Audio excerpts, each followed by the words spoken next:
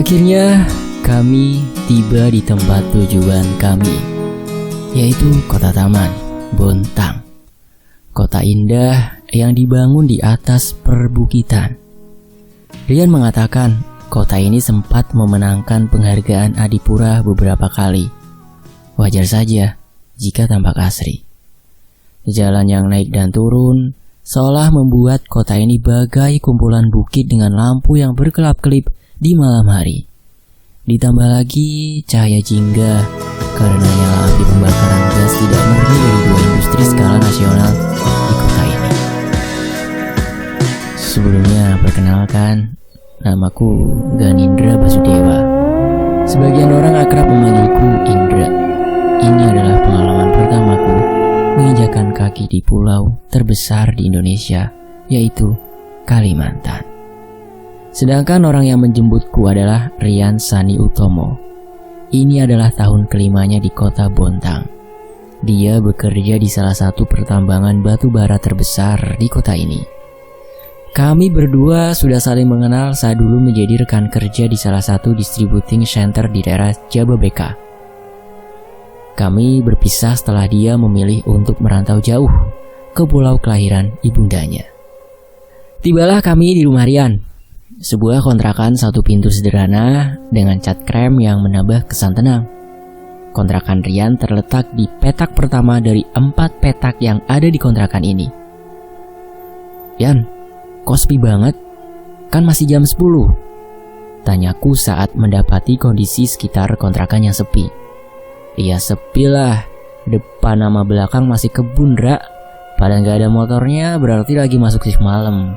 Jelas Rian sambil membuka pintu kontrakannya. Aduh capek Ndra, kayaknya mulai gak enak badan gue, ujar Rian yang langsung merebahkan tubuhnya di ruang tengah. Ah, lu sakit Yan? Panas, sahutku saat memegang dahinya. Aku bikinin teh ya, dapurnya di mana? Lanjutku. Rian menunjuk ke ujung ruangan yang terdapat sekat. Dari celah sekat itu tampak sebuah jendela yang memantulkan sebagian pantulan ruang tengah. Aku langkahkan kakiku ke arah dapur yang terlihat gelap karena Rian hanya menyalakan lampu di ruang tengahnya. Yan, cetekan sebelah mana? Teriakku pada Rian yang ada di ruang tengah. Suara aneh seperti geraman terdengar tepat di belakangku, membuatku sedikit tersentak. Ya Allah, masa sampai ke rumah Rian juga sih? Keluhku dalam hati tanpa berani menoleh ke belakang sambil terus mencari saklar lampu. Cetak, lampu dapur pun menyala. Aku temukan saklarnya di balik sekat yang membatasi ruang tengah dan dapur, berseberangan dengan pintu belakang kontrakan. Lah, katanya gak enak badan, rebahan dulu sono, gue bikinin lu teh, ujarku pada Rian yang tiba-tiba sudah berada di dekatku, memandangku dengan tatapan yang aneh. Rian menggeram. Terdengar begitu aneh, sampai aku tersadar jika suara tadi adalah suara Rian. Kenapa lu?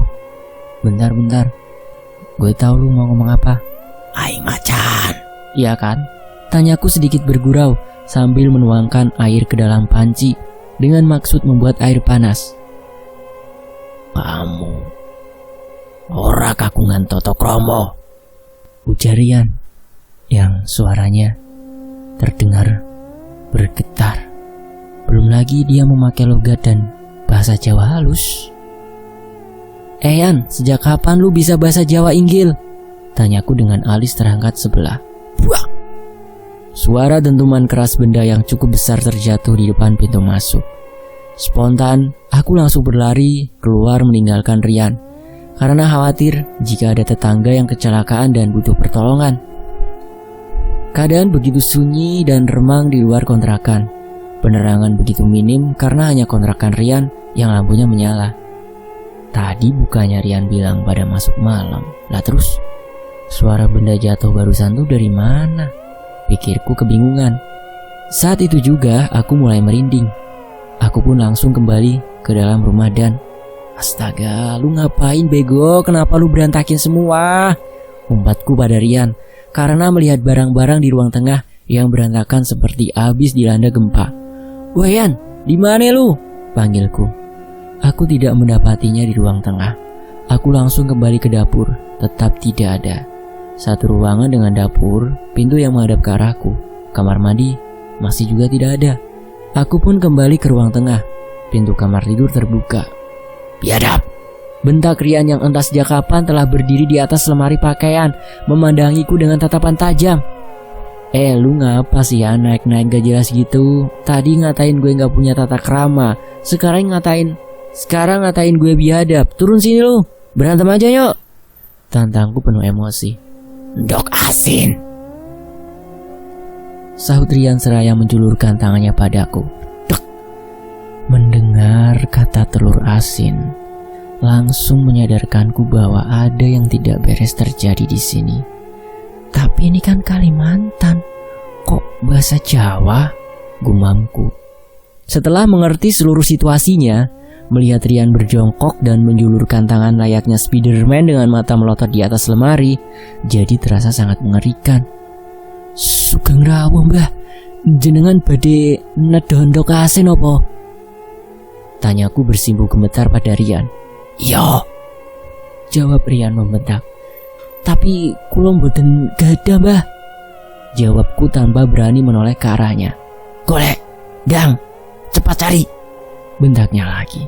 "Nggih mbah, kula golekaken sedelok, jenengan teng mriki. Koncone kula jodi apa-apake nggih mbah," balasku masih gemetar. Itu pun hanya dijawab oleh Rian dengan geraman lainnya. Beruntung. Ternyata tak sulit mencari telur asin di malam hari di sekitar sini. Tak seperti yang aku khawatirkan saat meninggalkan, di dekat sini masih ada warung makan yang buka. Nah bodohnya aku lupa meminta pertolongan saat di warung tadi. Saat kembali, pemandangan kebun dengan pohon-pohon besar membuatku merinding. Karena panik, prioritas utama adalah menolong temanku lebih dulu. Tidak sadar jika sendiri jalan setapak ini begitu menyeramkan. "Niki mbah," ujarku sambil memberikan 3 butir telur asin yang kubeli di warung tadi pada Rian, yang ternyata sudah turun dari atas lemari dan berdiri di antara barang-barang yang berserakan di ruang tengah. Tanpa menjawab, dia langsung merampas dan melahap telur itu beserta kulitnya. Rasa jijik dan ngilu meliputiku kala menatap dan mendengar telur itu remuk di dalam mulut Rian. "Jenengan iki siapa mbah? Kok berada di sini? Anda dari Jawa kan?" tanyaku pada Rian yang masih sibuk menyantap kulit telur asin. "Aku kawanane kae, saka Mojo. Aku diperintahkan mateni kae, tapi aku tidak kuat dan akhirnya aku ditahan dan dikubur di tanah yang hidup di tempat kamu melemparkan telur busuk," jelas Rian panjang lebar. Maafkan saya mbah, saya tidak tahu. Sekarang tolong lepaskan teman saya mbah," ujarku memelas. Brup. Rian tertawa sambil melotot ke arahku, lalu terjatuh pingsan.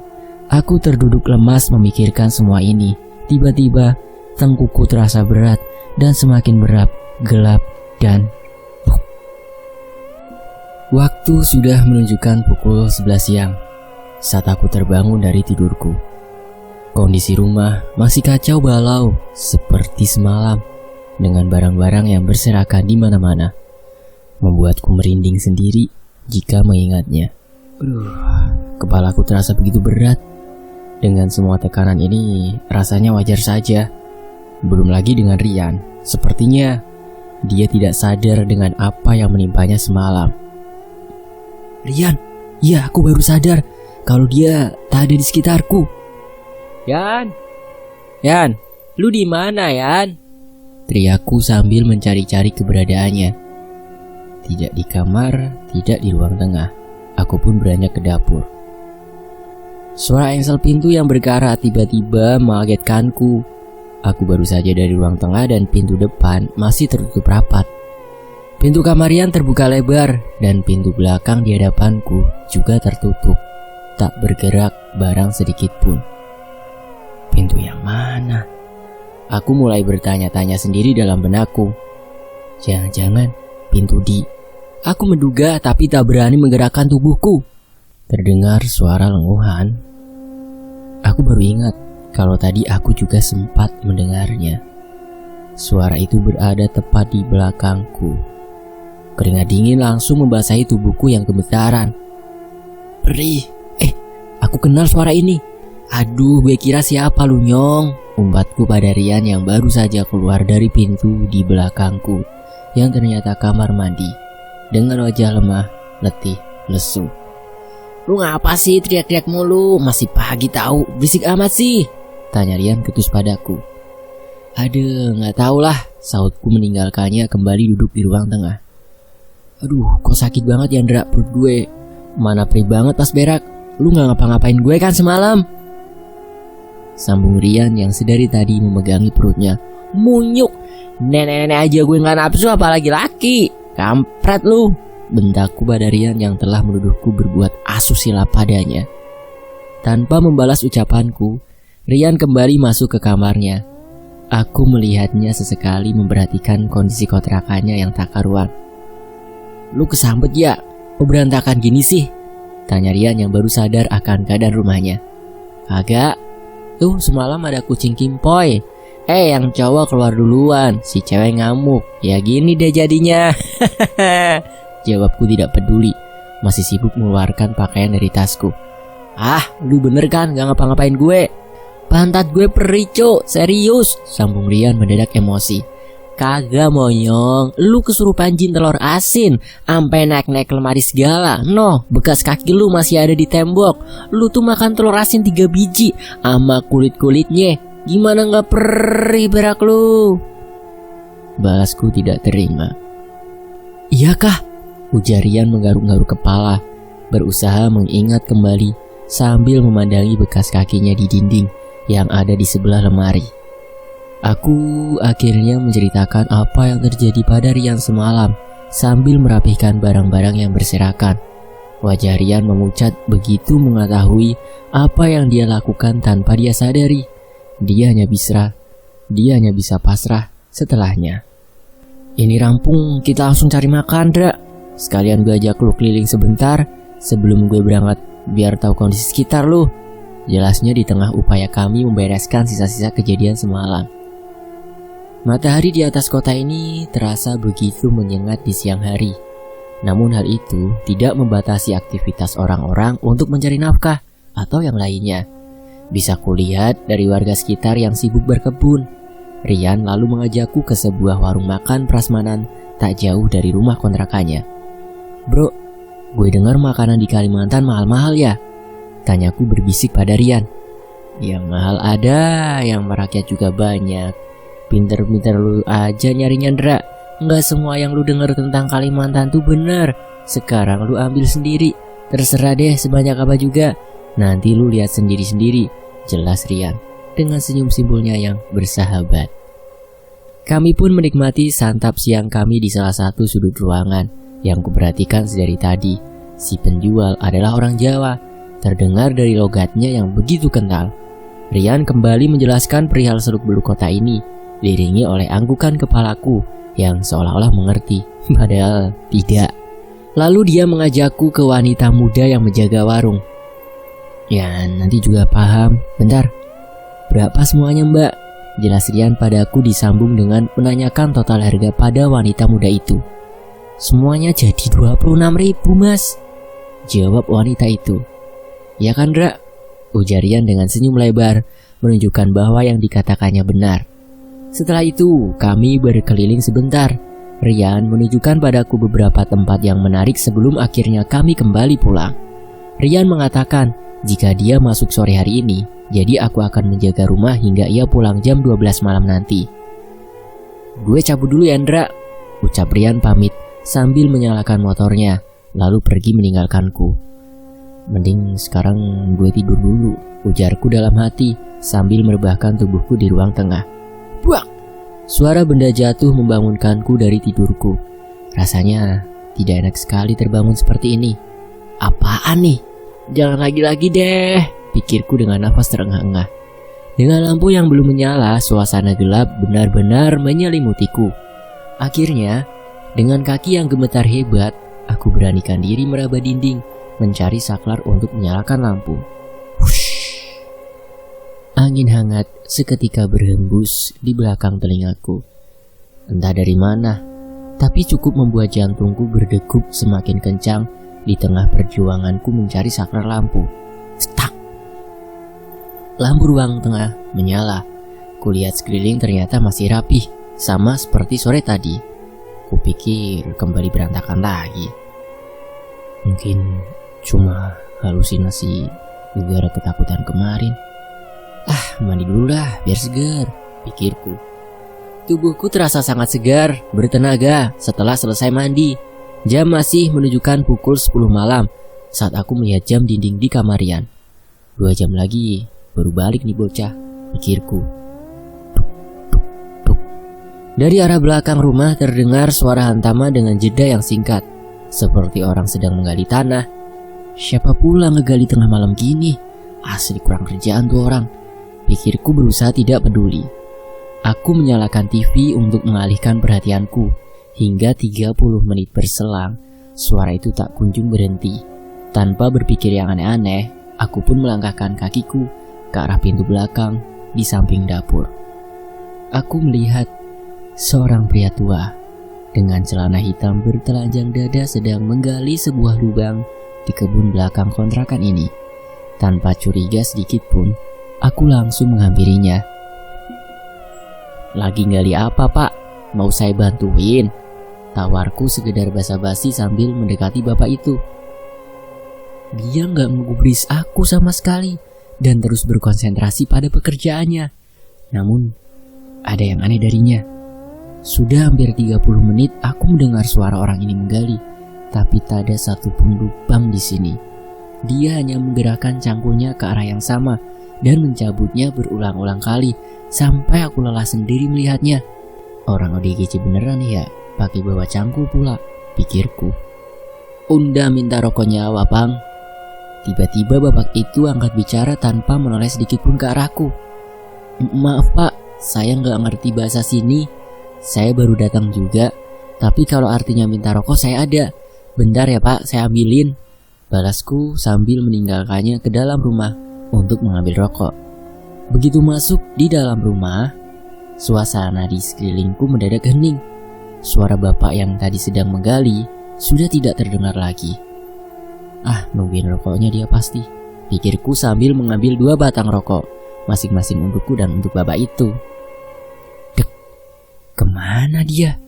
Pikirku lagi saat kembali ke belakang dan tak menemukan bapak tadi dimanapun. Lah iya, ketemu orang tua labil gue.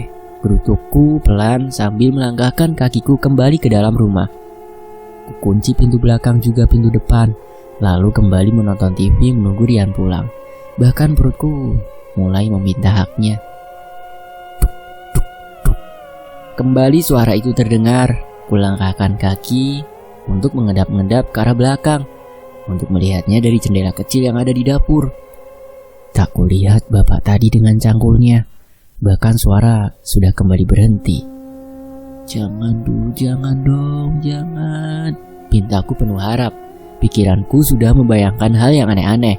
Tanpa dikomando, aku langsung kembali menuju ruang tengah. Siapa yang nyalain rokok? Pikirku merasa aneh saat melihat ada 2 batang rokok yang menyala tergeletak di asbak.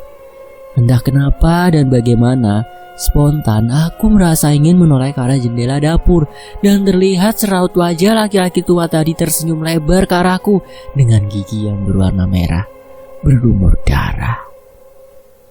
Jangankan bergerak, berteriak saja aku tak mampu. Tubuhku benar-benar membeku. Aku sadar, dan aku lebih dari sadar, dan ini bukan sekedar halusinasi. Tawa dengan suara berat yang parau mengiringi senyuman sosok itu. Aku lantunkan semua ayat Al-Quran yang kuhafal dalam hati, berharap dia pergi. Tapi semakin kulafalkan, dia tak kunjung pergi. Dan wajahnya semakin terlihat dengan jelas tanpa aku tahu dari mana arah cahaya yang menyinarinya.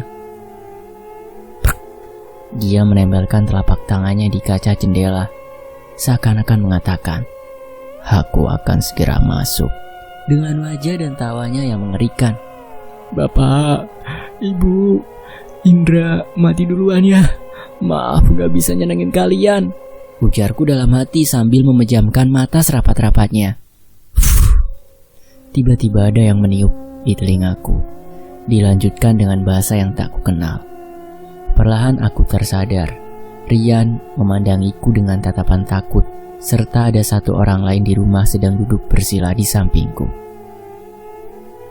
Yan, ambilin air putih, teman kamu udah sadar, ujar seorang laki-laki yang tadi membisikiku dengan bahasa yang aneh. Kok rame? Ada apaan ini? Ujarku kebingungan. Gak apa-apa, nih minum dulu, ujar bapak itu dengan memberikan air yang diambilkan oleh Rian. Saya kenapa pak? Tanyaku bingung. Dra, gue pulang tadi lu gue panggilin gak jawab-jawab. Akhirnya gue minta kunci serep sama Pak Dion. Lu terlentang sambil mangap-mangap sama mata lu melotot. Terus gue panggil Pak Dion deh, ujar Rian yang panjang lebar. Aku pun akhirnya menceritakan semua yang kualami pada Pak Dion, sementara Rian ke dapur untuk membuat kopi. Kamu diajak kenalan berarti. Kelakar Pak Dion dengan tawa terbahak-bahak. Ya begitu aja sih pesan saya. Intinya hormati yang gak kelihatan. Pasti kita akan menghormati yang kelihatan, ujar Pak Dion dengan senyum simpul. Semenjak saya kesini, saya ngerasa saya gak ngelakuin hal yang gak menghormati mereka pak, ujarku sambil mengatur nafas. Ya kamu diajak kenalan berarti. Lagi-lagi kelakar Pak Dion dengan tawa terbahak-bahak. Obrolan kami lanjutkan sambil menghabiskan kopi yang telah dibuat oleh Rian. Pak Dion banyak menjelaskan tentang kota Bontang. Dan dari satu obrolan, akhirnya aku mengetahui jika Pak Dion adalah sang pemilik kontrakan. Jam sudah menunjukkan pukul 1:30 saat Pak Dion pamit pulang. Rian mengantarnya ke depan dan kulihat sekilas mereka membicarakan sesuatu. Dra, kita disuruh selamatan dulu buat kamu yang pertama kali datang, ujar Rian saat memasuki pintu. Sebegininya kah Yan? Ngah gue balik aja lah ke Jakarta Yan, ujarku lemas. Mau nyerah lu Ndra? Gak akan gue biarin lu balik lagi ke dunia kelam tuh. Karena lu di sini dan lu akan tetap dan cari kerja di sini. Besok kita beli ayam, kita selamatan sendiri aja. Simpel kok, ujar Rian panjang lebar. Singkat cerita, 4 hari telah berlalu semenjak kemunculan laki-laki bercangkul. Keadaan sudah kembali normal untukku dan Rian. Pak Dion sudah mengenalkanku ke RT beserta warga, dan Rian juga sudah mengenalkanku pada teman-temannya. Suasana pergaulan di kota ini benar-benar terasa seperti kota di Jawa. Kebanyakan orang mengobrol dengan menggunakan bahasa Jawa medok. Waktu pun menunjukkan hampir jam 9 saat aku dan Rian melangkahkan kaki ke pos yang berada di depan gang, tempat biasa orang-orang dengan sebaya kami berkumpul. Gang yang menuju ke rumah Rian adalah gang buntu yang dipenuhi oleh kebun dengan rumah yang masih bisa dihitung menggunakan jari. Tepat di ujung gang buntu ini adalah rumah Pak Dion, dan di seberangnya adalah kontrakan yang kami tinggali, dan rumah terdekat yang lain berjarak 50 meter adalah rumah seorang janda beranak 4 bernama Mbak Lydia. Berikutnya secara berturut-turut adalah rumah kayu milik Pak De Kusno dan beberapa orang yang belum ku kenal. Nah, dia baru nongol. Kenalin, ini temanku dari Jakarta Ji, yang kemarin ku ceritai.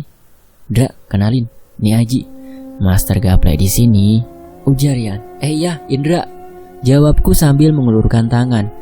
Yang ku dengar dari Rian sebelumnya bahwa si Aji ini bisa melihat makhluk halus atau indigo. Aji hanya menjawab dengan senyum dengan mengulurkan tangannya. Suasana canggung di kota baru, itulah yang aku rasakan. Aku, Rian, dan Aji mengobrol bertiga, sementara yang lain sedang sibuk dengan gapleknya. Kenapa nggak kamu telepon aku?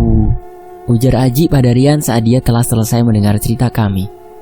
Ya, aku gak enak aja Ji, udah malam sekali soalnya, jawab Rian sambil menggaruk kepalanya. Tapi dia sudah pergi. Jadi kamu orang gak usah khawatir. Lanjut Aji. Terdengar suara seorang wanita berteriak memecah keheningan malam dari arah rumah Mbak Lydia. Sontak saja kami semua berlari menuju ke sana. Aji gile bro, jande teriak tengah malam kenapa ini? Ujarku pada Rian sambil menaik turunkan alis.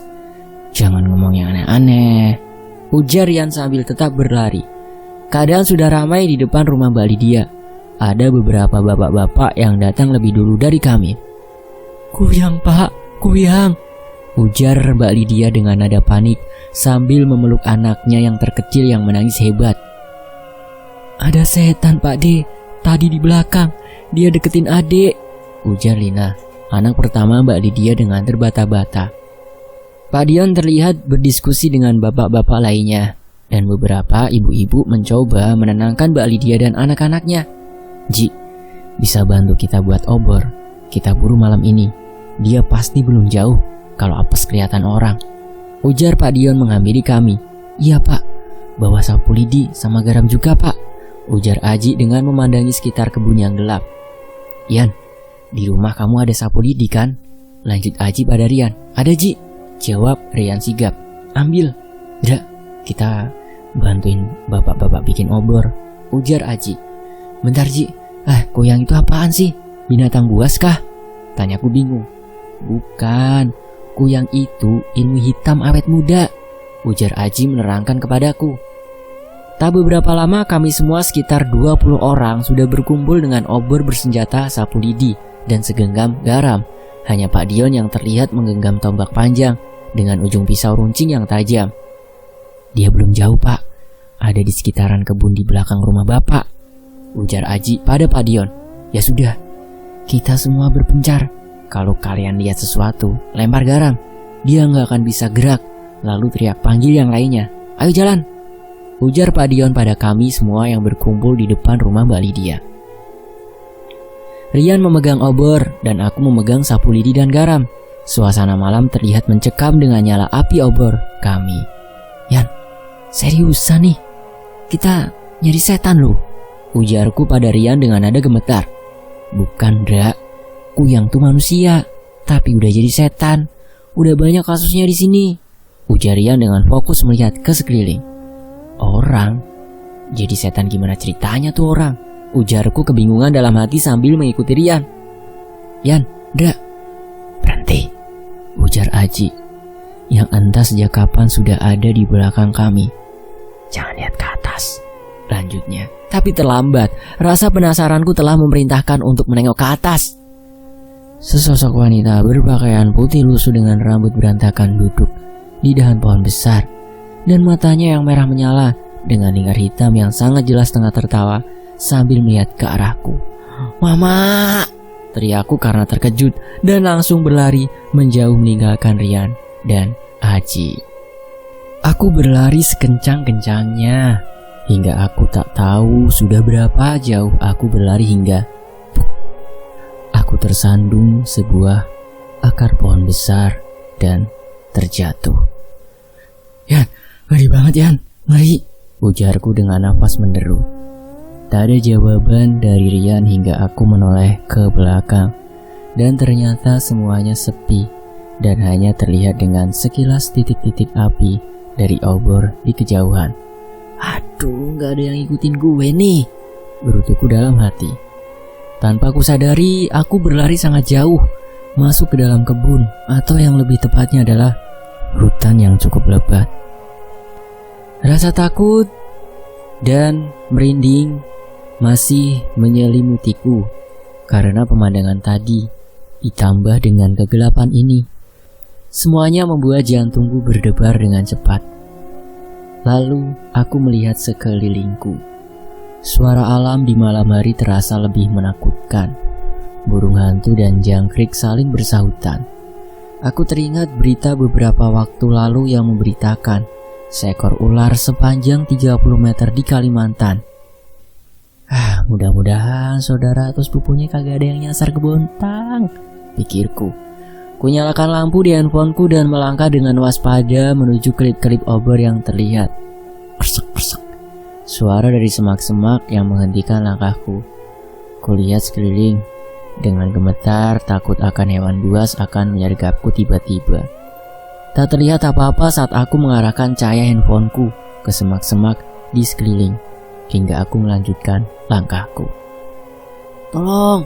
Dek, langkahku tiba-tiba kaku saat mendengar seorang wanita. Cuma perasaan gue aja tuh suara. Pikirku dalam hati mencoba menenangkan diri.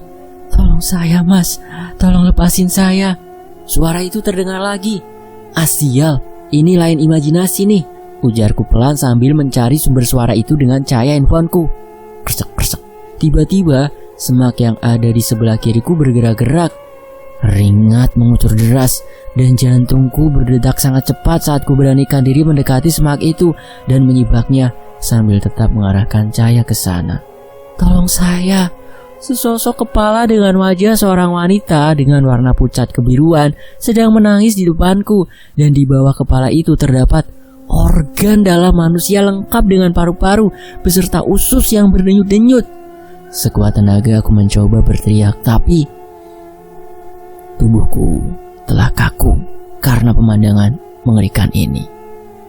Tolong lepasin rambutku, aku gak bisa pulang, tolong, ujar sosok yang ada di depanku dengan suara yang parau. Di tengah kebingungan dan kengerian ini, akhirnya sedikit demi sedikit aku bisa kembali menggerakkan tubuhku. Kalau saya lepas nanti saya mati ya? Tanyaku polos dengan tubuh gemetaran.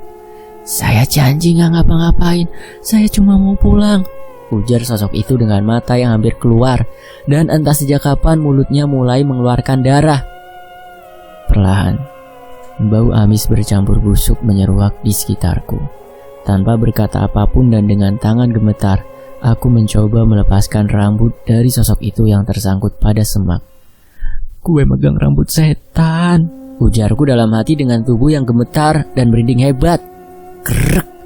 Dengan satu tarikan kuat, rambut itu akhirnya lepas dari semak. Aduh, sambil tertawa sosok itu pun melayang dan menghilang di telan kegelapan. Dengan tenaga yang sudah mulai pulih, aku pun berlari dengan sekencang-kencangnya ke arah kelap-kelip obor. Yan! Teriakku saat melihat Rian bersama Aji. Semua orang melihat ke arahku yang ngos-ngosan karena berlari. Kemana aja Lundra? Gue teleponin gak diangkat, ujar Rian panik. Di sana ada kepala sama usus terbang, ujarku dengan nafas terengah-engah. Di mana? Ujar Pak Dion langsung menghampiriku. Di sana Pak, tadi di semak-semak di sana Pak, ujarku sambil mengatur nafas.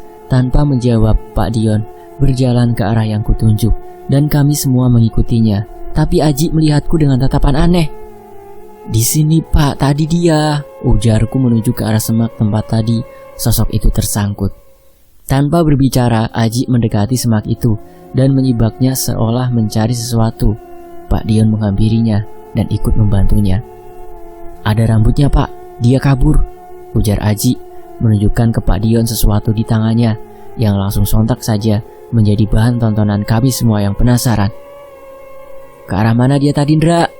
Ujar Pak Dion padaku. Kesana Pak, ujarku sambil menuju ke arah sosok tadi melayang. Masih kekejar gak Ji? Tanya Pak Dion pada Aji yang sibuk mengamati area sekitarnya.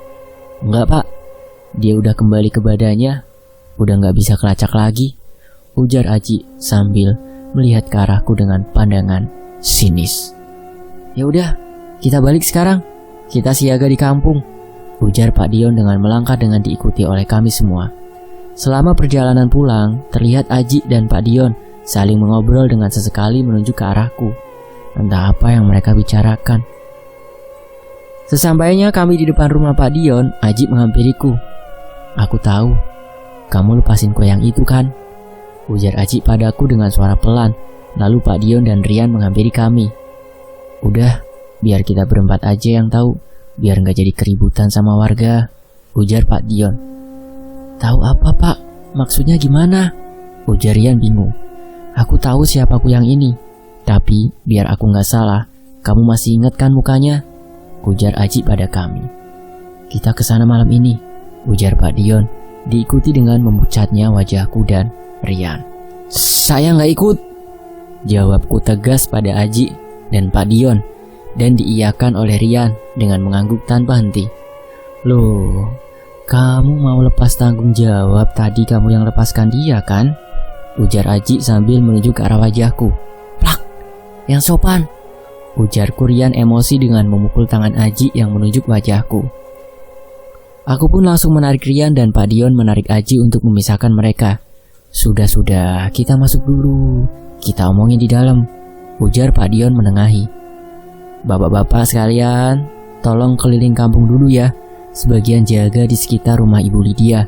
Lanjut Pak Dion kepada semua bapak-bapak yang lainnya. Kami berempat pun masuk ke rumah Pak Dion. Semuanya tampak normal, kecuali koleksi tombak, parang, dan pedang yang masing-masing terbungkus kain putih dan diletakkan di salah satu sudut ruang tamu. Jangan komen apa-apa lu, ujar Rian yang mengerti gelagatku. Maaf, aku kebawa emosi tadi Indra, ujar Aji sambil menyodorkan tangannya padaku. Ya gak masalah sih Ji, sorry juga kebawa suasana. Tapi bukannya kamu tadi bilang dia sudah pulang? Jawabku sambil menyambut sodoran tangannya. Aku bilang gitu supaya gak bikin bapak-bapak yang lain panik, jawab Aji. Tapi aku gak suka caramu itu Ji, ujar Rian menyela. Udah, kita omongin yang lebih penting. Musuh kita ini Kuyang, ada di luar sana. Nah kalau kalian ribut di sini, bebaslah dia di sana, ujar Pak Dion menengahi Rian dan Aji yang saling beradu pandangan. Bentar jelasin ke saya, Kuyang ini kan setan Pak. Saya nggak punya ilmu atau indera kedelapan buat nangkepnya, jadi ngapain saya ikut, ujarku dengan nada kesel pada Pak Dion. Bener tuh, ujar Rian menimpali. Biar aku jelasin secara singkat. Kuyang ini manusia, 100% manusia yang masih hidup. Dia dapat perilmuan hitam ini dari belajar sendiri atau keturunan, ujar Aji dengan nada serius. Tunggu sebentar Ji, aku beneran lihat makhluk itu tadi loh Ji. Gak ada sedikit pun tanda-tanda kalau dia itu manusia. Mana ada manusia yang tinggal kepalanya aja sama isi perut bisa terbang-terbangan, ujarku dengan emosi. Gini Indra, orang yang nguasain ilmu ini, dia bisa ngelepas kepala sama organ dalamnya. Dan saat dia kembali ke badannya, dia ngolesin minyak kuyang ke lehernya. Bekas luka hilang dan bisa kembali jadi manusia. Target korbannya anak kecil, janin dalam kandungan, ari-ari bayi baru lahir, ujar Pak Dion panjang lebar. Lah, terus hubungannya sama kami berdua apa Pak? Ujar Rian mulai gusar. Indra sudah nyabut rambut dan dia sudah nolong Kuyang ini. Dia gak akan nyerang Indra, ujar Aji santai dengan wajah tak berdosa. Dek, maksudmu aku umpan? Ujarku setengah berteriak. Ya, bahasa kasarnya gitu, jawab Aji ketus. Badan Kuyang itu pasti ditaruh di belakang pintu rumahnya. Kita pindahin dan kita taburin tanah di lehernya. Dia gak akan bisa pulang. Untuk jaga-jaga, kalau dia pulang makanya kamu ikut Indra, ujar Pak Dion yang semakin membuatku lemes membayangkan bahwa aku menjadi umpan. Lah Pak, kalau dia gak bisa pulang bukannya dia bakal jadi Kuyang terus? Tanyaku penasaran. Bagaimana juga Kuyang ini tetap manusia Indra. Dia butuh makanan normal. Kalau dia gak bisa pulang, dia akan mati kelaparan besok, jawab Pak Dion. Kita pasti bisa Indra, Yan, ujar Adi dengan nada memohon. Gimana? Tanya Rian padaku dengan lemas. Amboh lah, jawabku seadanya. Di mana tempatnya emang Ji? Tanya Rian. Di sana, ujar Aji sambil menyalakan sebatang rokok. Kami berangkat menyusuri malam dengan mobil sedan milik Pak Dion. Kulihat dia membawa sebuah parang antik dengan gagang berambut. Aji yang duduk di depan bersama Pak Dion pun memegang sebuah guci tanah liat kecil yang tadi sudah dia isi dengan tanah. Sementara aku dan Rian duduk di bangku belakang dengan wajah pucat. Tapi Ji, dari mana kamu tahu rumahnya Kuyang ini? Tanya Rian memecah kesunyian. Aku jelasin juga, kamu gak ngertian. Tetap fokus, kita udah deket, ujar Aji angku. Cewekmu diambil Rian kah Ji? Atau kalian berdua ini lagi rebutan laki-laki? Ujarku kesal. Pak Dion ternyata mengenal para penjaga di kawasan ini hingga kami tak menemukan kesulitan berarti saat memasukinya. Dan dia kelihatan mengenal baik semua arah jalan yang kami lalui. Kamu yakin di sini, Ji? ujar Pak Dion sambil memberhentikan mobilnya di depan sebuah rumah besar yang terlihat sepi. Hanya 3 buah lampu yang menyala di bagian depan rumah 1 lantai yang bergaya modern ini. Boom, sebuah sepeda motor dikendarai oleh salah satu penjaga malam yang tadi kami temui di gerbang menghampiri kami. Pak Dion yakin Pak, di sini tempatnya. Kalau sampai salah saya sama semua yang jaga shift ini bisa kena masalah Pak, ujar penjaga itu saat turun dari motornya. Dan kulihat dari nama yang tertulis di dada kirinya, dia bernama Anto. Iya, kamu saksiin aja, kita bunuh dia malam ini. Kamu kenal sama yang punya rumah ini kan? Ujar Pak Dion sambil mengeluarkan parang antiknya. Namanya Bu itu, dia janda. Almarhum suaminya pensiunan perusahaan sana, ujar Anto gemetar. Pas sudah, Indra, Anto, Aji masuk ke dalam. Cari badannya, pindahin ke ruangan lain. Setelah kalian taburi tanah di lehernya, kalian tutup pakai kain ini. Setelah itu, kalian semua keluar. Aku sama Rian jaga-jaga di sini, takut dia pulang tiba-tiba, ujar Pak Dion sambil mengeluarkan selembar kain putih yang kotor dengan noda tanah dan memberikannya pada Aji. Iya Pak, ayo Mas, Dra, ujar Aji langsung melangkah menuju ke pintu depan rumah ini. Sial, gue jadi pemburu hantu gini, gerutuku dalam hati. Klek, nggak dikunci kok, ujar Mas Anto membuka pintu utama rumah ini. Bruk. Suara benda jatuh sangat keras terdengar di depan kami saat Mas Anto mendorong pintu. Dan sontak saja aku langsung melompat karena kaget. Bau amis langsung menyeruak saat pintu mulai sedikit terbuka. Dra, senter, ujar Aji dengan suara berbisik. Iya, jawabku sambil menyalakan senter. Masya Allah, ujar Mas Anto saat masuk ke dalam rumah. Ini bener ini. Lanjutnya, di depan kami bertiga sekarang tergeletak sesosok tubuh tanpa kepala dengan baju putih yang bersimbah darah. Aku gak bisa menahan rasa mual dan mulai muntah saat melihat tubuh itu. Ketemu, ujar Aji dan langsung menaburkan tanah yang diguci kecil yang dia bawa pada bagian leher yang penuh darah. Ayo kita pindahin, lanjut Aji setelah menaburkan tanah pada tubuh tanpa kepala ini.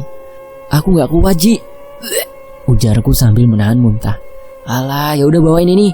Mas Anto, bantuin saya Mas, ujar Rian dengan memberikan selembar kain yang diberikan oleh Pak Dion dan menarik tangan tubuh, atau lebih tepatnya mayat ini. Mas Anto membantu Aji mengangkat mayat itu dan memindahkannya ke sebuah kamar yang tak terkunci, gelap dan hanya diterangi oleh lampu senter. Suasana mencekam yang sempurna. Dra, woi, kainnya, ujar Aji membentakku. Iya Ji, ujarku menyerahkan kain itu pada Aji. Mas Anto dan Aji menyelimuti mayat itu dengan kain pemberian Pak Dion dan Aji menaburkan sisa tanah yang ada di guci kecilnya.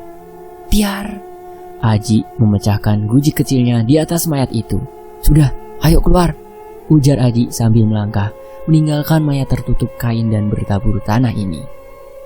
Mas Anto menutup rumah ini. Kami bertiga akhirnya keluar. Pak Dion langsung masuk ke mobilnya, diikuti Rian yang tak berkata apapun saat melihat kami bertiga. Gimana Ji?